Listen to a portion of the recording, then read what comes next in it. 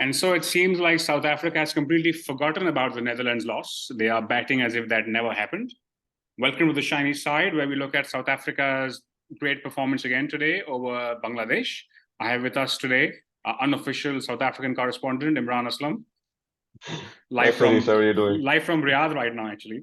How's it going, Yeah. Imran? Good. How are you? I'm very good, very good. Kick things off, I'll do the 33-second summary for the game and just getting the stopwatch in order. There we go. So, yeah, South Africa won the toss, opted to bat. They opened the bowling with Sharuful and Mehdi, the off spinner. Sharuful got one of the openers out with a beauty with the left arm swinging in, got the middle stump, reminiscent of what Shaheen Afridi used to do back in the day. And from there on, South Africa was 36 for 2. But they had a 170-run partnership. De Kock scored 174. Markram got 60. Klaasen 90 or 49 again. And they finished on a mammoth 383.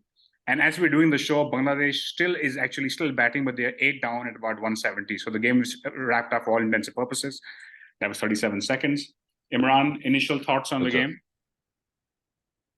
Yeah, so I think once South Africa won the toss and they decided to bat, I think the result was pretty much a foregone conclusion given how they've been batting in the tournament. And I think even yesterday I was thinking, okay, South Africa is putting up another 400 run total.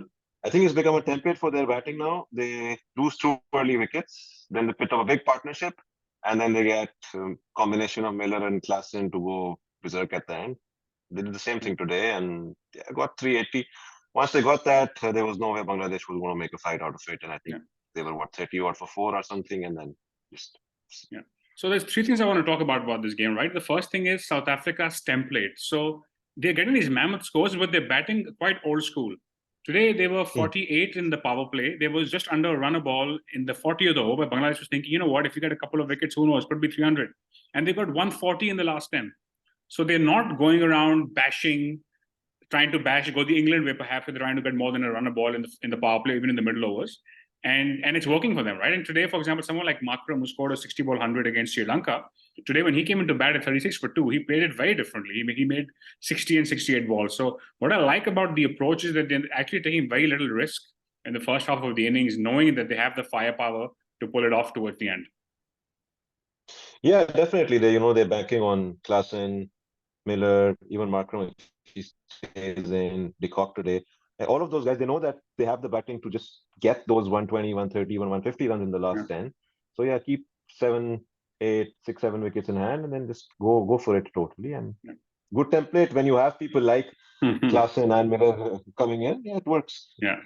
So I guess the second thing I want to talk about is Quinton de Kock. This is his third 100 in 5 games in the World Cup. Incidentally, they all have been in Mumbai, Delhi, and today in the other day in Lucknow. The 3 teams he's actually played the IPL for and is very familiar with. But Quinton de Kock has often been the guy at the international level who rarely gets that 100, but he's more about the quick 40 or 60. This is quite an unreal level of consistency by his standards. What do you think that comes down to? Yeah, it is. And strangely enough, he's retiring at the end of this tournament, if I'm not wrong. So I think he's had a couple of stints in the past as well when he was scoring hundreds regularly, but then I think he kind of went through a blip in form. And I think now just, again, as we said, the template that they're playing around, not to lose wickets early on and just bat through for as long as you can. They want one of their top 3 to be there till the 40th over. And that's suiting De Kock's style of play because in the early part, he's not going all out. He's balancing it. Today, I think his 100 was he scored probably his first 100 runs in about close to slightly over a run a ball, but then after that, he just went after it.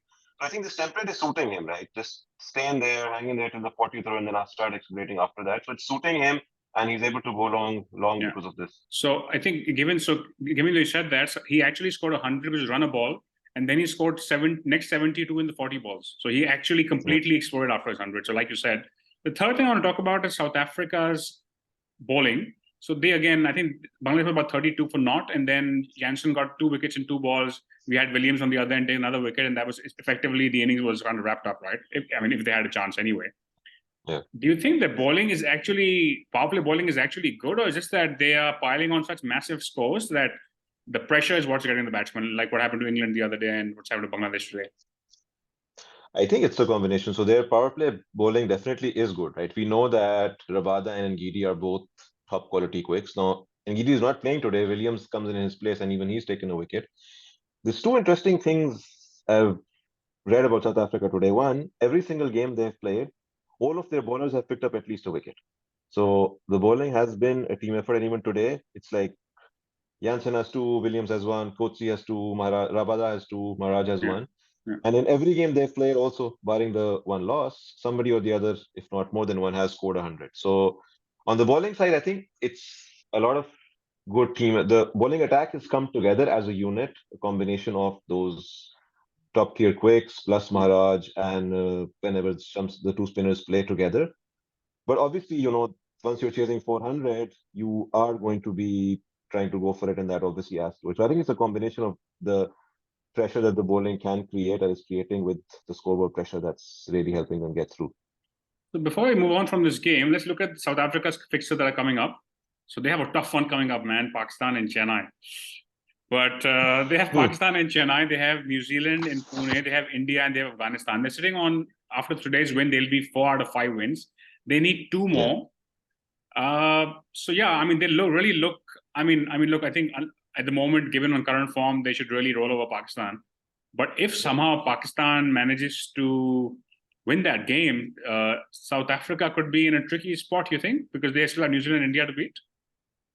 I don't think South Africa is going to be in a tricky spot because, see, even if they don't get up there because of points, they'll definitely get up there because of net run rate, That right? is true. That is true. The crazy winning margins that they have even today, they're probably going to end up winning by at least 170, 180 odd runs. So their run rate is going to be so high up there that even if they lose a couple of games, they're not going to lose by 300 runs to two teams, right? So even if they lose a couple of games, they'll be up there on run rate. So I think, their semi-final spot is virtually secure at this stage. The one thing that South Africa is going to be a problem for them, I see, is chasing, right? So in this World Cup, they've chased once only, they lost the game. If you go back over the last year and a half, apparently South Africa has only had one successful chase of 250 plus, and they have one chase of like 190 odd in that time. And all of the wins that they've got over the past year or so have actually ended up coming batting first. So yes, they have a strong bat first, score big template that's working for them. If they are put up to chase against New Zealand or in India, or if they have to chase in a knockout, that is where it's really going to be hell on them. Do they have it in them to go through that or not? So the way for Pakistan to upset the apple cart is to bat first somehow, right? And on Friday. Yeah, that's what we thought yesterday as well. But speaking of which, I have a question from a viewer which I want you to answer. The question is from Fawad Basir is that we have Pakistan as bowlers who bowl 85, 90 miles per hour consistently in Shaheen and Haris Rauf. How come when nothing was working, we didn't see a single Yorker yesterday? And he said, I get it that things have changed and people are less, but not a single one. Do you think that's a mistake or do you think that's just how cricket is now? No, I think it is a mistake. I think still, yes, a lot of bowlers have moved away from going all out Yorker at the death. Yes. And, especially if you have guys like Butler or Miller or Klassen batting and you miss your Yorker by 6 inches, you're going to go for 6, yes. But with all due respect to the Afghan batters yesterday, they're not in that quality. And I think at Harris's pace, I would have liked to see him try a couple of Yorkers, even Shaheen. Hassan was starting to get the ball to tail in. We started to see some reverse coming in around 38, 39 overs. So yeah, we should definitely. I was actually expecting at that point when Hassan really started getting the ball reversing. I expected Babar to bring Harris back on for a spell instead of spin on at that time. And that was the time when I would have liked to see Harris or Shaheen coming in, pitching it right up there, seeing what swing they get, and try to get a couple of wickets. So I think it's something that we missed yesterday for sure. Okay. Just to add to that, any comments on yesterday's game? It's 24 hours later. Have you made sense of what happened yesterday? Still hard to absorb, honestly. It's hard to fathom where did we go wrong. I think definitely, I know some people are saying we made the wrong decision at the toss. I don't think so. I think we made the right decision at the toss. You might make a case that we, to an extent, misread the pitch and aim low, but okay, maybe another 10, 20 runs you could argue. But again, once you had 280 on the board, I would have expected Pakistan to defend it for sure. even after the openers put up a 100-run stand, I was like, okay, fine. These guys put up a 230-run stand against us a few weeks back, and after that they rolled over for 300. So yes, we should still be in it. After that, what happened? I think a combination of honestly Afghanistan batting really, really well, plus laps in fielding, plus us just not being able to string together a few good overs at a stretch with consistent line and length, create some pressure on them. That was missing, and I mean, maybe it's a bit nitpicking, but it, there were places where maybe we could have been done something different in terms of bowling changes, especially at the point, I don't know, 38, 39th over point when Hassan Ali Yeah. started reversing the ball. We got spin back on for a couple of fours at that point. I think that was something Yeah. that we should not have We done. we We should spoke have about gone this on the with show pace yesterday, that at that exact point, point. maybe. And Yeah. Okay. Incidentally, I generally avoid a lot of Pakistani media on cricket. But if you look at the view on Pakistani media generally yesterday, the view was it was all down to bad captaincy. If you look at the international media, however, from wherever, general view was it's been a colossal bowling failure for Pakistan in this entire tournament. And yesterday was also exactly that, because the batting has actually been pretty good. And every single pundit I have checked who at the halftime said we had enough to win. Shane Bond even went on to say that even if we were dropped 2 catches like we normally do, we will still win this game. So that's the level of confidence. So I think not only did we misread, if we misread the pitch and the best score, not only did Pakistan misread, but also most pundits did it too for whatever reason. So Yeah, I think I agree with the bowling failure part. And I mean, Babar's come out and said it pretty openly as well. What spinners did were not up to the mark. We failed to build pressure. Like I said, I mean, you can nitpick on his captaincy and say he should have done this here or there, but in the grand scheme of things, yeah, I think if you were to pick one thing for it, it's just the lack of inability from the bowling to put pressure and just string together a few good overs. That's really it. In the last 7 games, Shaheen has 1 power play wicket. Even though he's looked okay, but he's still not getting the breakthrough. So anyway, moving on to tomorrow's game very quickly. We have Australia, after a nice long gap, taking on the Netherlands in Delhi. Delhi, again, is one of the flatter tracks in India. If you look at the likely 11, so I'm not sure if Head is coming back or not. So it's still not clear if he's available and if they want to include him or rest him more. So if Head does not play, this is the order. But if Head does come in for Labuschagne, it's a good question as to how they adjust the order. My sense is they will probably open with Head and Warner and bring Marsh at 3 and push Smith to 4, and then Inglis and Maxwell stay the same. What's your view on this? If he comes in? They've actually, I mean, I was debating this myself and whether you want to break up the Marsh and Warner partnership or not. But actually, they've actually come out and said that Head will play and Head will open. I read it on Cricket for a while back, and Marsh actually said that I told Warner you won't drop down to 3, and Warner said no way. So I said okay, I'll drop down to 3. I mean, Marsh was also at, makes sense, right? Because Marsh was at 3 till a month ago. Warner's been opening for all his life, right? For most of my adult life, it seems like. So that makes sense. So yeah, I think though they are going to go with Warner and Head opening, Marsh down to 3, and Labuschagne will most likely miss out. Okay. So most likely we'll see a pretty one-sided game tomorrow, but let's hope for something different. Moving on to the small matter of the quiz, right? So South Africa and Bangladesh have played 4 times in ODI World Cups prior to today. How many games has Bangladesh won?